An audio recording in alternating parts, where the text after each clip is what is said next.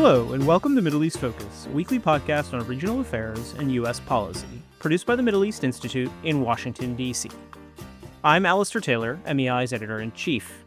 Matthew Chekai is out this week. Along one of the world's hottest and driest regions, the Middle East now faces a worsening water and climate crisis. Increasing demand for water from a rapidly growing population, coupled with the effects of climate change and issues around governance and resource management, have dramatically exacerbated an already difficult situation. The crisis is perhaps at its most acute now in Iran, where reports suggest Tehran is at risk of running out of water within weeks, but the impacts extend across the region as a whole.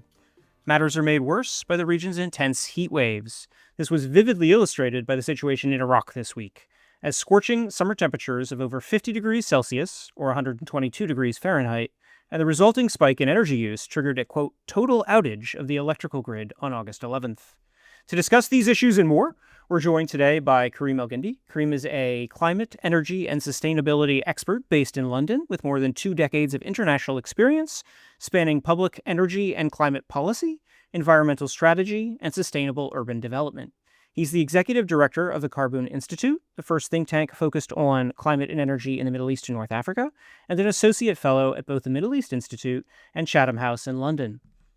Our listeners can subscribe to Middle East Focus on Spotify, Apple Podcasts, and other podcast providers. And please do check out MEI's other podcasts as well, Rethinking Democracy, hosted by Gunul Toll, and Taking the Edge Off the Middle East with Brian Katulis.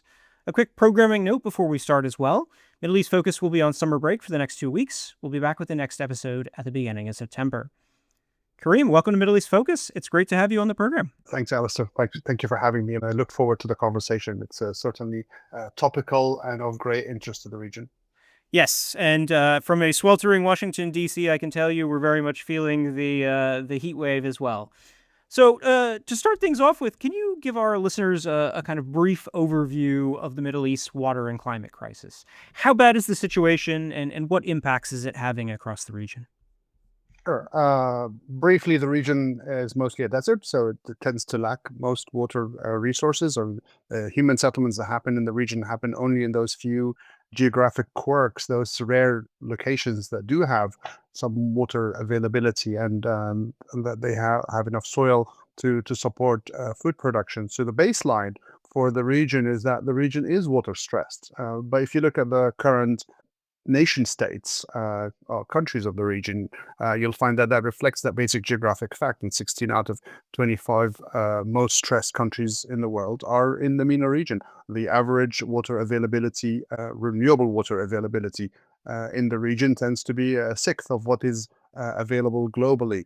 And the climate change is just making this worse. We've seen water availability in countries such as Jordan drop down to under 100 cubic meters per person per year. And that's compared to the lowest threshold established by the United Nations of about 500 cubic meters per person on an annual basis. So the baseline for water scarcity in the region is bad, and climate is certainly making this worse. And if I may explain how climate is making it worse, that climate impacts globally tend to exacerbate the amount of evaporation from the oceans and precipitation, rainfall around the world, except for the Mediterranean basin.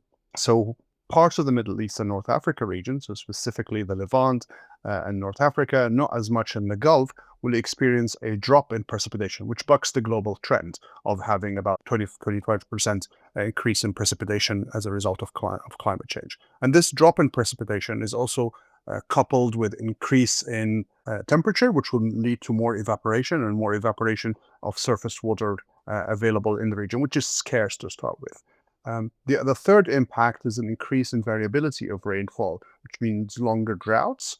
And when it does rain, it will rain in a less useful way, or will rain in a way that could more resemble a flood or a flash flood in some instances, which is harder to capture and to make use of.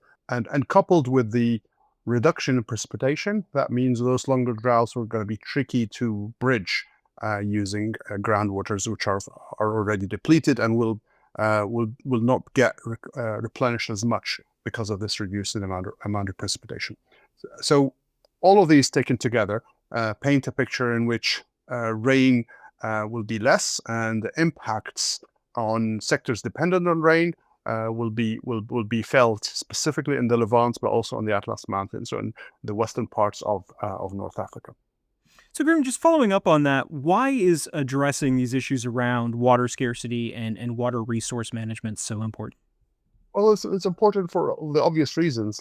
The water is absolutely critical for human settlements and human civilization, but also because of the knock-on effects that happen as a result of reduced water availability on certain sectors. So 85% of water use in the Middle East and North Africa tends to go towards agriculture. And when you don't have as much water to feed this critical sector, what tends to happen is less productivity, more food insecurity, more dependence on imports, which has an impact on national GDP.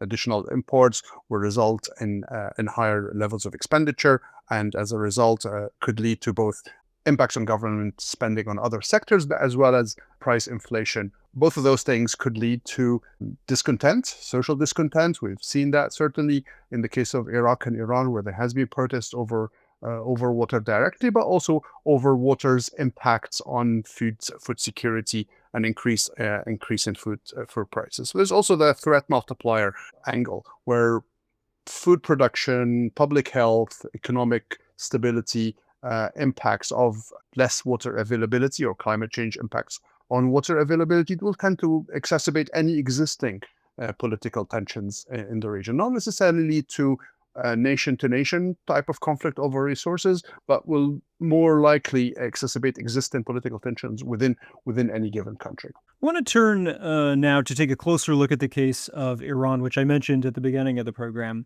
Concerns there over water and energy shortages, as well as extreme heat, prompted the government to close public sector offices, schools, and businesses in large parts of the country last week. What are the main drivers of that situation? Well, it's mostly mismanagement as well as the climate impacts. Water in Iran is heavily subsidized. Climate change is amplifying the crisis, as I highlighted earlier, due to reduced precipitation. The abstraction, the level of demand on groundwater resources in Iran is certainly beyond its sustainable limits. In other words, Iran uses a lot more water from its aquifers, which means the aquifers some are starting to deplete, and some of them have actually depleted already. And then there's the additional mismanagement story. And part of that mismanagement is due to a drive in Iran towards food security and depends and sort of making sure that everything can be developed within the country in order to avoid the risks. And also because it's the only solution given the severity of the sanctions that they currently operate under. So the choices that Iran makes in terms of its food production and in terms of its agriculture policy as a result of the sanctions tend to lead to not perhaps the most water efficient solutions that it could pursue in terms of its water use. So 90% of water in Iran is used for agriculture. So these are primarily driving the demand and increasing the demand, coupled with the reduction in the amount of available groundwater on top of that.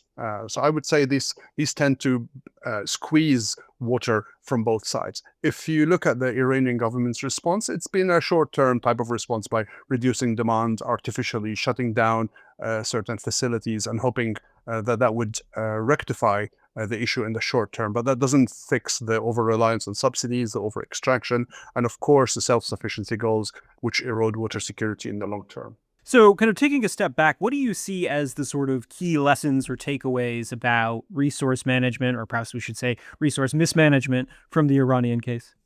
Well, it's a particularly unique case in the case of Iran, given the issue of the sanctions and how it affects their own decision-making processes in terms of making sure that they produce everything. Not every country needs to produce everything, and certainly we had seen in other parts of the MENA region where there has been preference, for example, in the case of Jordan, for agriculture products that require less water rather than the opposite. And by doing that, they've managed to relieve some of the pressure that the agricultural sector had been under. So I would say in the case of Iran is not particularly useful for application elsewhere in the region, but the general issues that Iran experiences in terms of wastage, management of resources, a tendency to do large-scale projects that don't have enough consultation. For example, the issue of Khuzestan and the diversion of several of the rivers, like the Karun and the Karka, away from this particular province towards central Iranian provinces, without consulting the locals of this particular province, and specifically in the city of Afaz. What tends to happen is as discontent as a result of that, and it might not necessarily lend itself for the best outcome in terms of overall water efficiency. Having said that, the issue of water leakage from aquifers, water leakage from consumption, these are certainly lessons that other parts of the world or other parts of the region can benefit by looking at the case of Iran and the struggle that it's currently going through. I want to turn now to neighboring Iraq, which has experienced a nationwide power outage this week amid record high temperatures. Heat waves in Iraq seem to be getting worse and worse every summer. What can we expect going forward? It's obviously an energy story that is just developing. Iraq has experienced a major outage yesterday on Monday, and that outage has seen 6 gigawatts of capacity knocked out immediately. And it's partly a climate story, partly an increase in demand, and partly a geopolitical one. And if I may explain, Iraq had been using a sanctions waiver from the United States, and that waiver has expired earlier this year under the Trump administration. And that waiver had allowed Iraq to import as much as 30% of its natural gas to support its electricity production. And when that waiver expired, they had to resort to some temporary arrangements with the Iranian government to keep the lights on, just about. Many Iraqis rely on their own diesel generators to make up for the outages that the grid constantly experiences. But under those temporary arrangements, what we had seen is that Iran had also reduced its supply. In May, it dropped dramatically, more than a half, and it's starting to creep back up to the original levels, but continues to struggle as a result of Iran's own need for additional natural gas to keep its own lights on. So that is one background to this story. The grid in Iraq is struggling, and it's just about providing electricity that is not particularly reliable. And then what happened on Monday, what we had experienced or had seen in Iraq, is that there was an increase in demand in some provinces, specifically Karbala, coupled with really high temperatures that had taken out 2 transmission lines simply because they couldn't operate under those extreme temperature conditions. And when that happened, there was an entire outage as a result of that. So I think it's a confluence of a number of drivers that have led to this tragedy, and we're still unfolding. We don't quite know when the grid will come back online and whether there will be a real long-term solution for Iraq's grid issues that could be triggered by this disaster. Great. Want to look now at the Gulf. Cities across the Gulf face a number of similar challenges to what we've just discussed, perhaps less severe, perhaps less immediate than what we're seeing in Iran and Iraq. But many of these are linked to urban planning issues with the Gulf development model, which is highly reliant on desalination, air conditioning, heavily subsidized water and power. What impact does that model of development have on resource use, and how sustainable is it?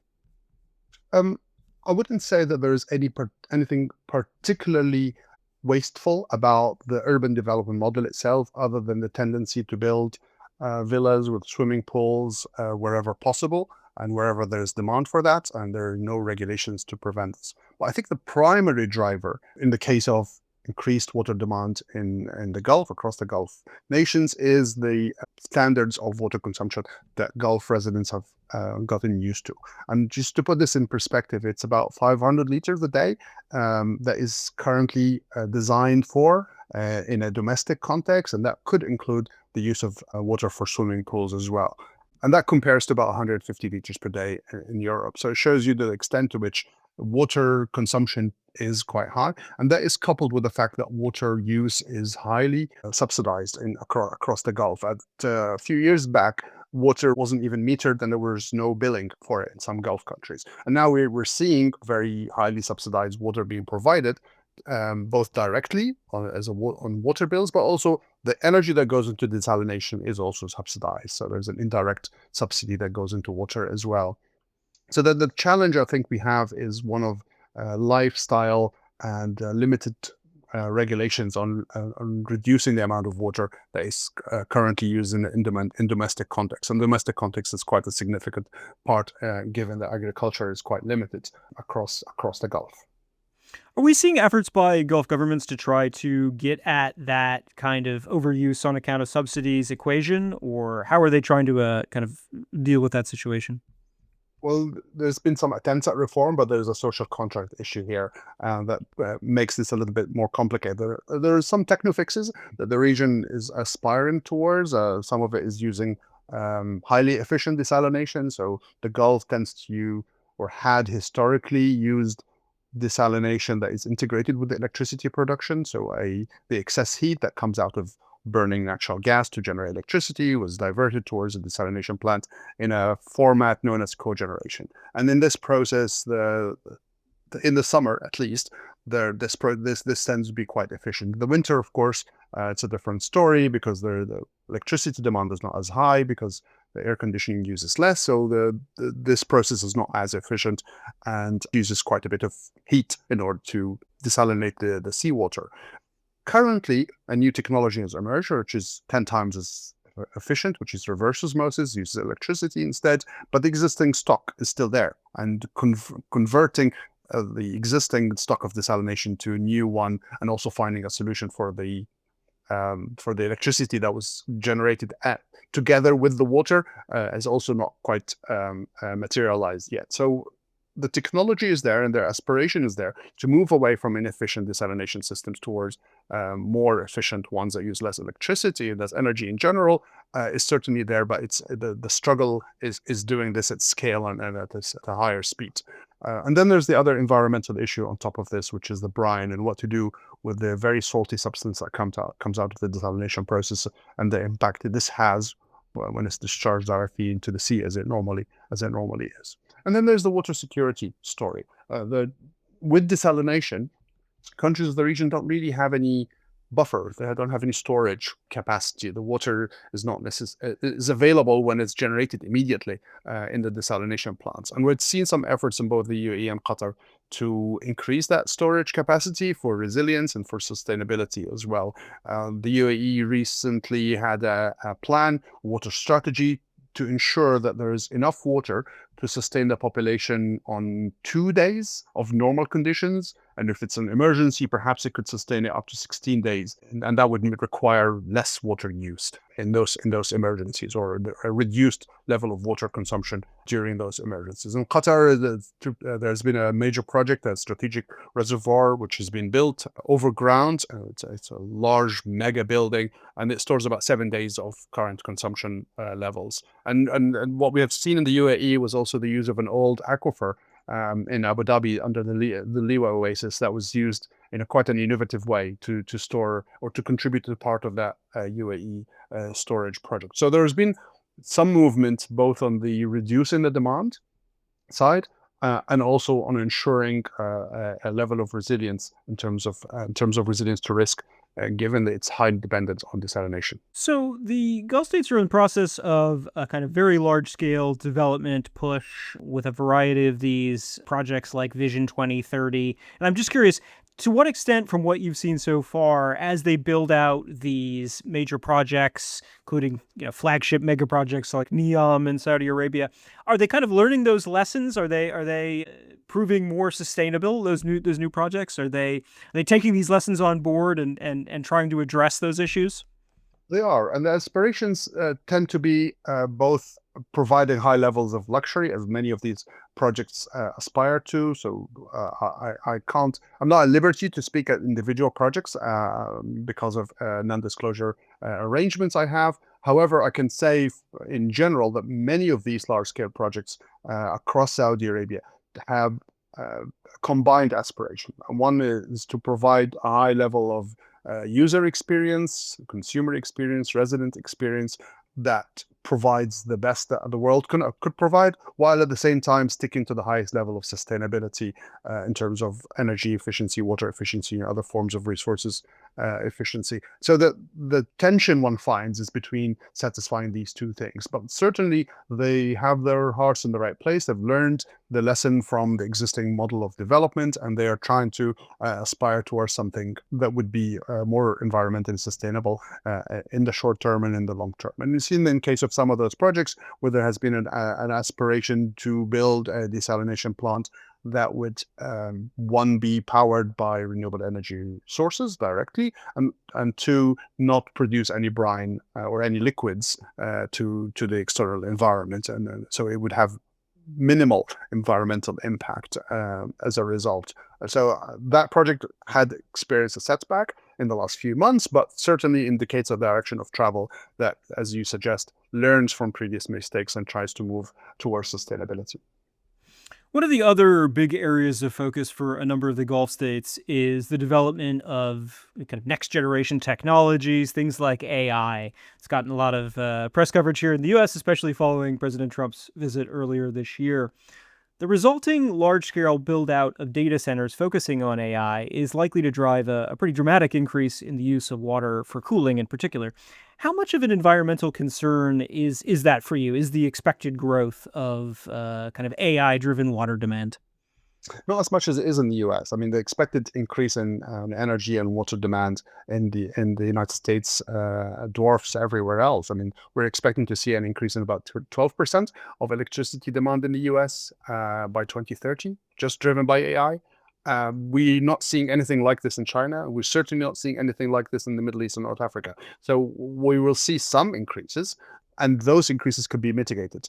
The water used doesn't necessarily have to be potable water. It could certainly be in a closed circle or closed loop type of arrangement. There could be heat recovery, and that heat recovery could be used for something else, perhaps desalination. They could use wastewater for that. You could even use seawater if you use the right equipment to manage corrosion, etc. So there are ways around this, and the scale and the ambition of the build out of data centers, AI data centers, certainly doesn't match anything that we're seeing today in the United States, where it's full steam ahead. But it will have a water impact, certainly, and for nations that don't have a lot of groundwater, and they're certainly being depleted at a rate much faster than it can be replenished, and where most of the water currently comes from desalination, that is a bigger challenge than it is in the United States. And the bottom line here is that challenge can be managed using alternative technologies, but everything comes at a cost.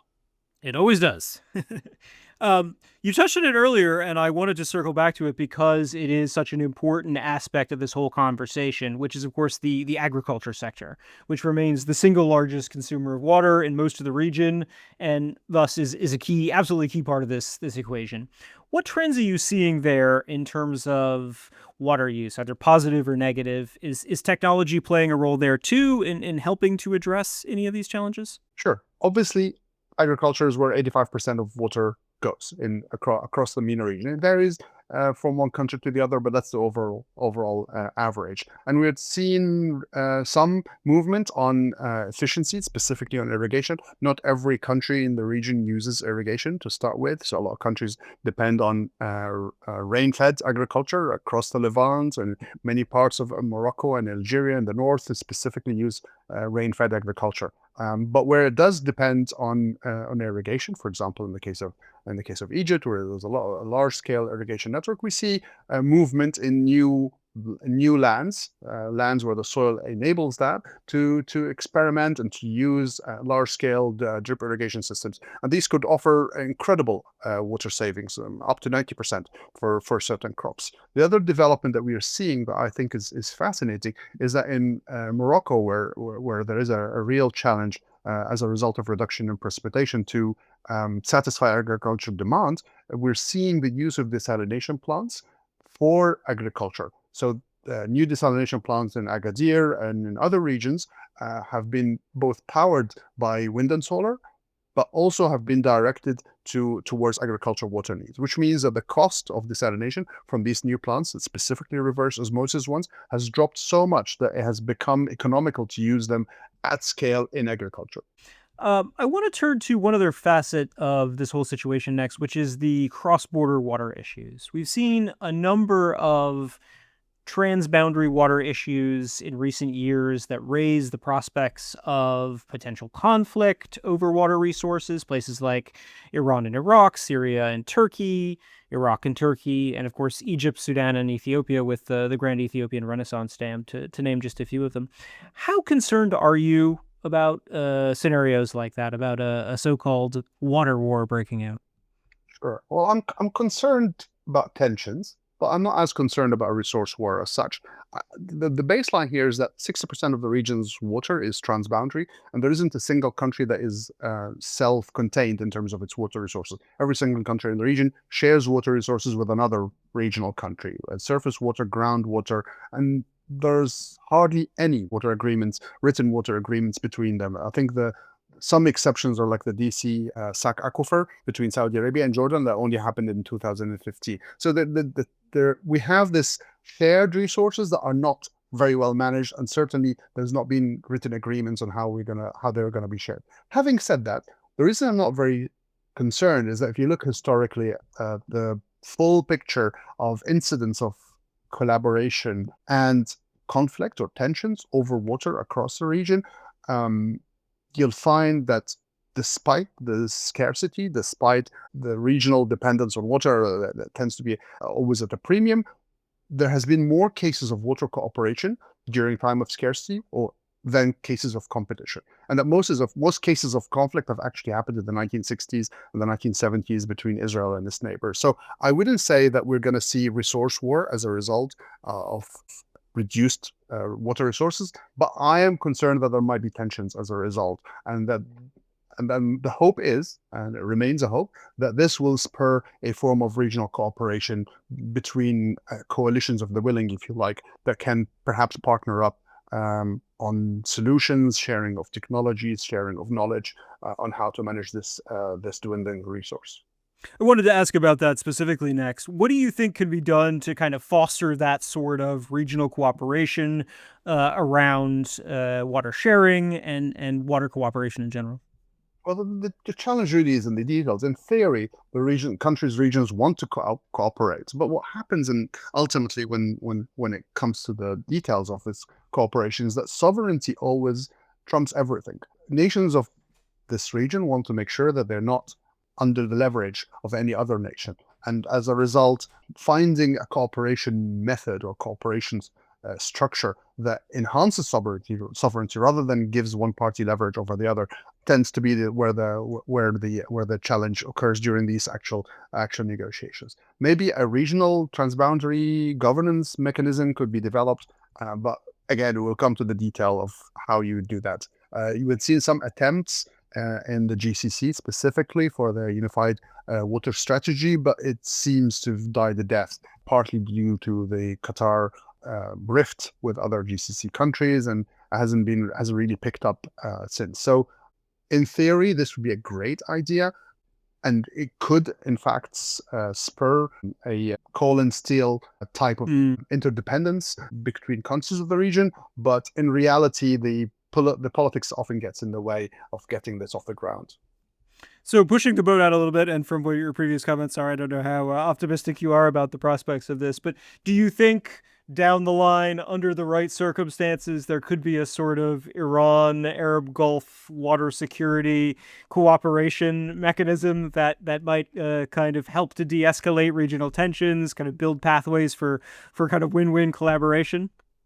Under the right circumstances, perhaps, but it will probably be limited to sharing knowledge, perhaps on desalination. I can't see Iran under the current structural challenges, which are to do with rising demand, reduced availability of freshwater resources, sharing any of it with the GCC. But it can probably share knowledge on how to manage its own resources once it gets out of the hole it finds itself in. The GCC has a lot of technology on desalination, which currently runs about 40% of the global desalination fleet, and it can certainly teach a lesson or two to its Iranian neighbors. So there are things to be shared, but I would put myself slightly towards the skeptical camp of this form of cooperation, collaboration, yielding great results. We'll have to see how things play out, but yes, probably not alone in that, I suspect. We've covered a lot of ground here today, but one or two final things before we wrap up. Looking forward, what are you most concerned about, but also what are you most hopeful about when it comes to dealing with these issues in the region? Well, I'm mostly concerned about climate change. I'm quite concerned about the cascading impacts of climate change, not only on agriculture, but also on tourism. Many nations of this region, specifically on the Mediterranean coast, have relied on tourism as one of its main sort of hard currency sectors that bring in hard currencies, and experiencing less water would undermine this sector, which tends to depend quite a bit on water availability. Agriculture certainly would have an impact on GDP, but also on jobs. So for both of these sectors, I think the challenge here is twofold. One is an impact on GDP, national GDP for countries specifically in the Mediterranean basin, so the Eastern Mediterranean, South Mediterranean, and the other one is an impact on local jobs. And I think that is what concerns me most. It's the cascading of the biophysical impacts of climate change on these two specific sectors and what that could do down the line for social and political stability for countries of the region. What am I hopeful about? Well, I'm hopeful that increased awareness could reverse this. We're seeing new generation where 3/4 of respondents to surveys suggest that climate is a real issue and we need to address it. And they see it, the youth of the region, they see it as something that the regional policymakers must attend to and take action about. And that water is at the heart of this. The climate change impacts on the region are basically water. The story of climate change in the region is a story of water. Of course, there is the oil and gas exporting angle to it, but the regional priority today tends to be about water when it comes to climate change. That's all the time we have for this week. Karim, thank you very much for joining us on the program today. Thank you for having me. And thank you as well to our listeners for tuning in, and a big thanks to our production team for all of their work on this week's episode. To find MEI's latest coverage of climate and water issues, please visit our website at www.mei.edu. You can also follow MEI on X, Instagram, Facebook, LinkedIn, and YouTube, and subscribe to our email newsletters for the latest analysis and information about upcoming events. I'm Alistair Taylor. We hope you'll listen in again next time.